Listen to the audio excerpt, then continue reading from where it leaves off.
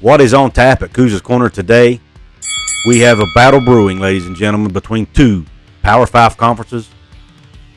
In this corner, you've got the Pac-12, a conference who brags and is proud of the academic standings of their institutions. They are a conference who's only had one team in the college football playoff since 2016, yet they claim to be the Conference of Champions. They are considered by most fans, or at least many fans across college football, especially those in Big 12 circles, as the weakest Power 5 conference. They just lost the two teams from their largest media market when USC and UCLA decided to move to the Big 10. That left them reeling. Most around the country left the Pac-12 for dead. Can they rise from the ashes? In the other corner, you have the Big 12, a conference who brags about the fact that they are the only Power 5 conference to crown one true champion. Most of their teams are located in flyover states and in small rural cities around this country. And the ones who are in bigger cities, they're overshadowed by NFL teams or more prominent Power 5 institutions. They've only had one current member to participate in the college football playoff, and they've yet to win a game in that playoff. They, too, are losing their two biggest brands to the SEC when Oklahoma and Texas leave in 2025. They rose from the ashes by adding 4 schools to replace Oklahoma and Texas. And just like the Pac-12 1 year ago, were considered to be left for dead. So why are these two conferences who have so much in common fighting each other? Pull up a chair, sit back, relax, and let's talk about it.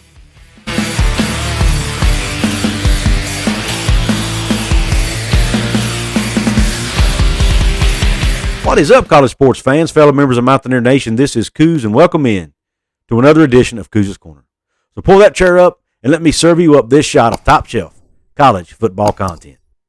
Let's dig right in, folks. Yeah, we got a battle going on between the Pac-12 and the Big 12. And it all started when USC and UCLA announced that they were leaving the Pac-12 to go to the Big 10. Media members, fan bases, especially the Big 12 fans, jumped all over it. They said, oh, wait a minute. The Pac-12 is now weak. They are right for the picking. There was rumors and reports flying everywhere that 4 of their schools were looking to move to the Big 12. Then there were reports that Oregon and Washington were looking to move to the Big 12. All kinds of rumors floating around that the Big 10 was looking to pick off even more. Stories everywhere. You have Big 12 fan bases claiming the Big 12 is now much stronger than the Pac-12. You have Pac-12 fans coming back saying, no, you're wrong, we're still stronger. You had media members, John Canzano, Jon Wilner, the most two prominent ones, getting involved in the discussion. You had Stewart Mandel putting out articles with numbers that were taken out of context, mind you, saying that the Pac-12 drew better TV ratings than the Big 12. On and on and on. Up until now, conference leadership and the conference themselves had stayed out of the fray. They were taking the high road. But that all changed at Pac-12 Media Day.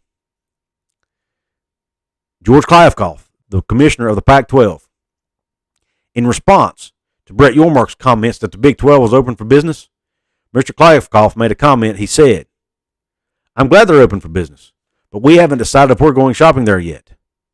Boom. First shot fired. He also said they're getting grenades thrown at them from all corners of the Big 12. Boom, shot 2 fired. He accused the Big 12 of tampering in an interview. Boom, shot 3 fired. He took 0 shots at the Big 10. They're the conference who stole his teams, by the way. I wanted to throw that in there. What will the Big 12 do? Nothing? Do they continue to take the high road? Do they continue to sit back and just let the Pac-12 throw these verbal grenades? Not Brett Yormark.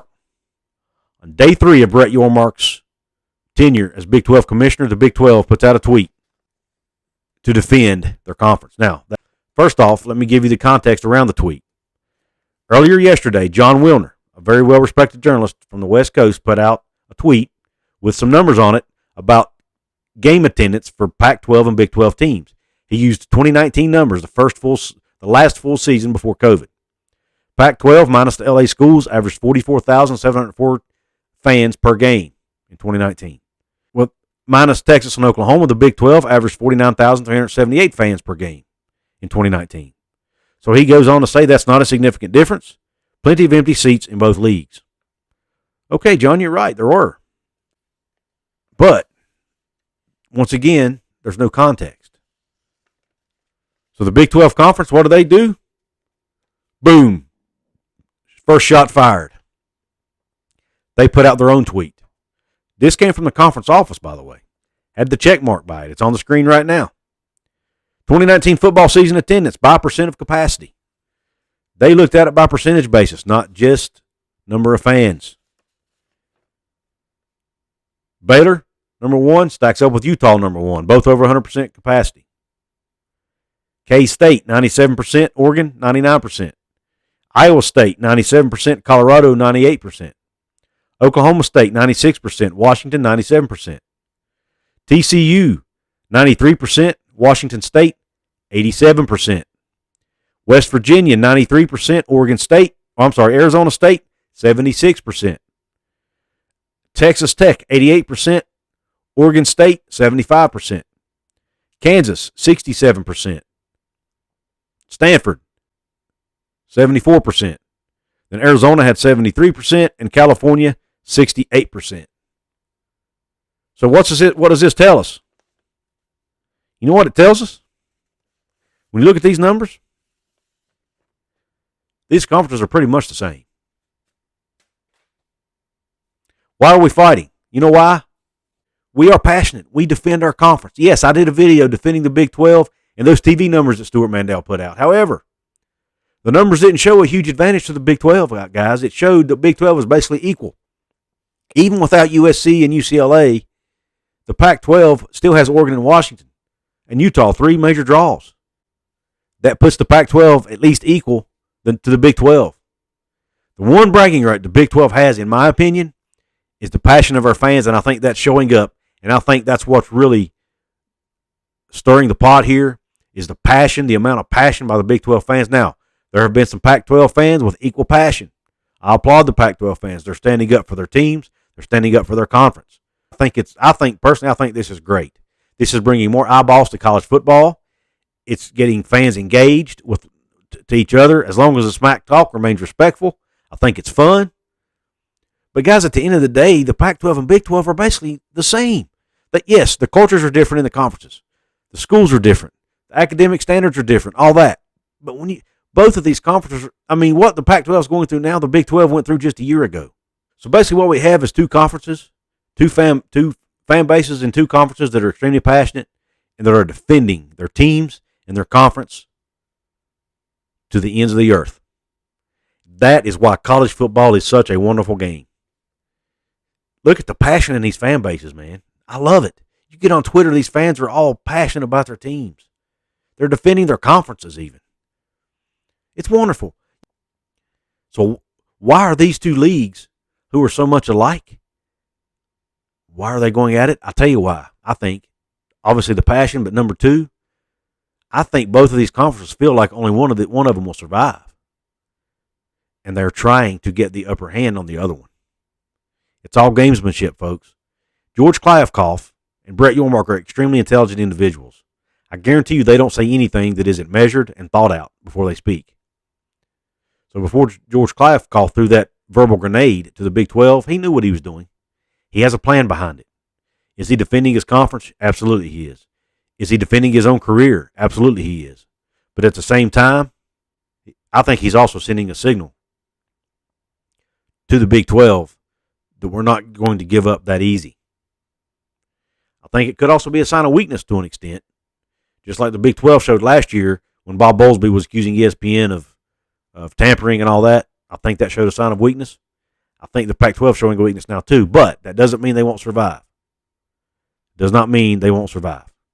If they go out and add a couple teams, build their conference back up, they'll be just like the Big 12. They would have lost 2 of their larger brands, but yet they survived it, at least for now. Let me know, Couz's Corner family, what do you think about this issue? What do you think about these two fan bases going at it? What do you think about John Canzano and Jon Wilner?